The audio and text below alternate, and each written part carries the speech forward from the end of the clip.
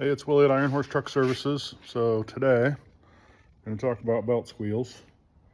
So if you got a truck that's chirping, chirp, chirp, chirp, and you can't find it, stuff like this, or tensioner pulleys that are stuck a little bit, the bearing's going bad, this is where you get that kind of stuff at.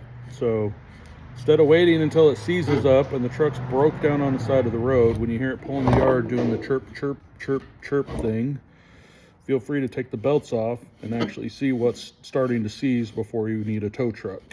Have a great day.